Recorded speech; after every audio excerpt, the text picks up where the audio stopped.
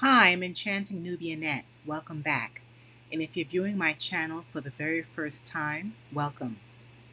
Since January, we've all been witnessing ICE federal agents approaching and taking mostly illegal immigrants for deportation. In the past months, some immigrants have resided in our country for even 5, 10, 20, and even 30 plus years. And unfortunately, a few individuals have been deported who were U.S. citizens living an honest life.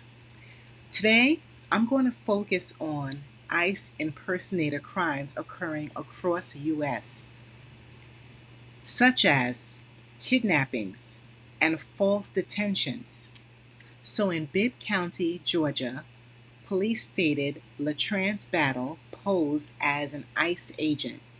Miss Battle kidnapped a woman from her workplace.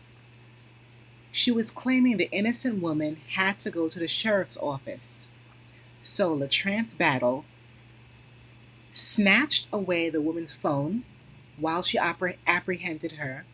Then she drove her to an apartment complex, where luckily the victim managed to escape and call the authorities.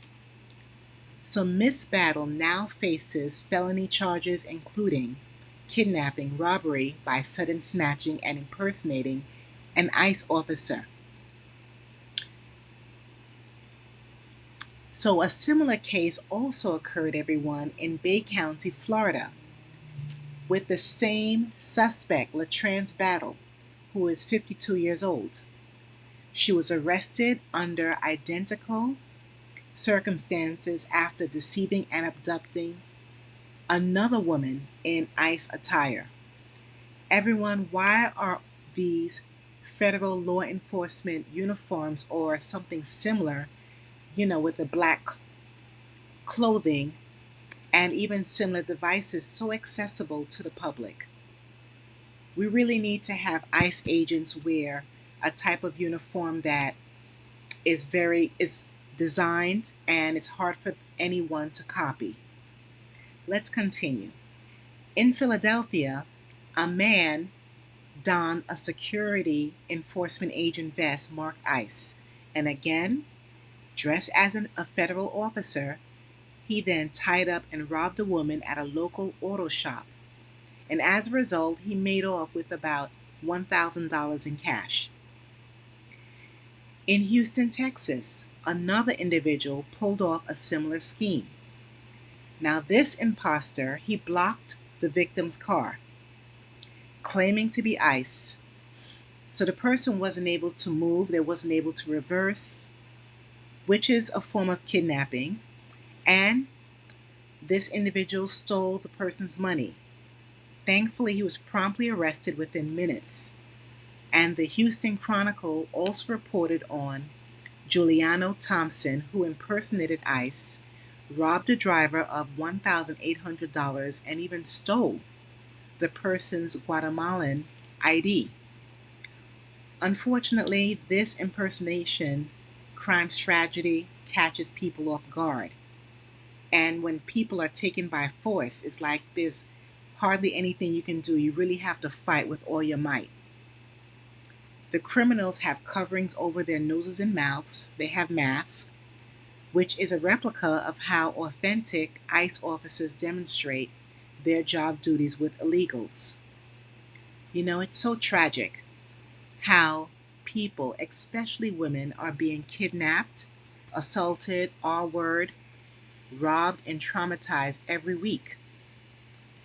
There's so many sexual assaults by these imposters because in Prince County, Maryland, Victor Antonio Reed pretended to be an ICE agent as well.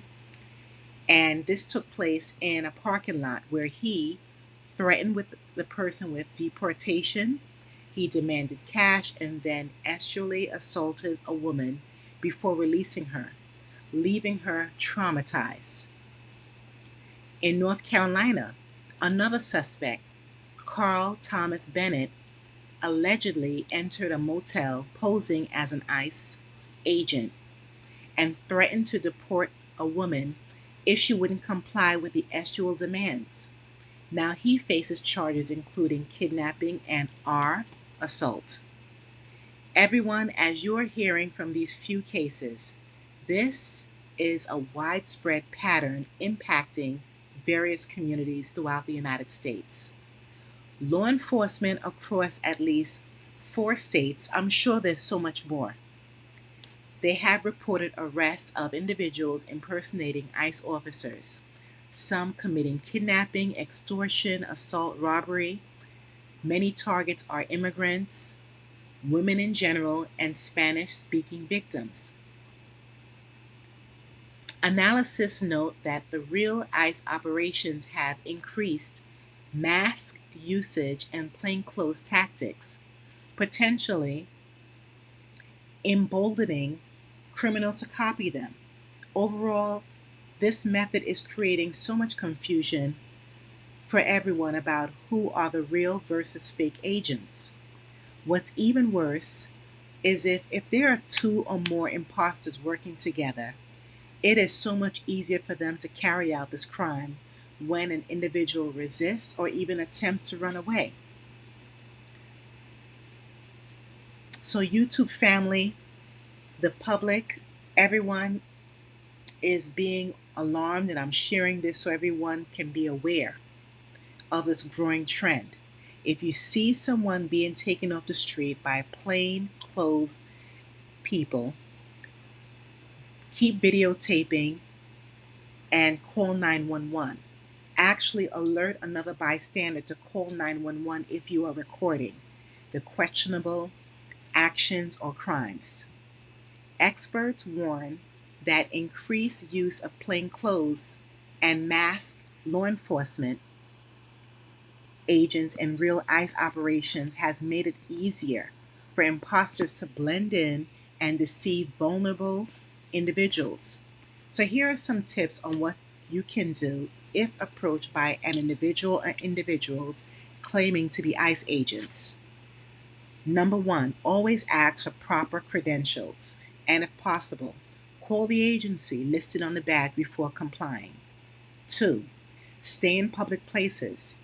Do not go with anyone without verification first. Three, report suspicious interactions immediately to local police and document license plates and attire. Four, as we know, this is very difficult because authentic ICE agents need a unique approach so that no one will be mistaken or as a false agent for a real one. New strategies must be publicized and demonstrated going forward. So, make sure that the person has an ID. The person should also have a camera on as well.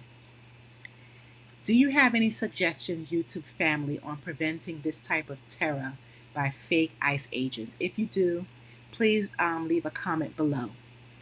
And also, please remember to like, share, and subscribe to my channel. Thanks a million for watching, and stay safe wherever you are. Keep your head on a swivel, and please help those who are in need. If you see especially any children who are going through this type of kidnapping or someone trying to take them and there's no parent around, make sure you call 911 and record everything and try to stay with that child, especially because we need to protect children, especially as well as adults. Thanks again.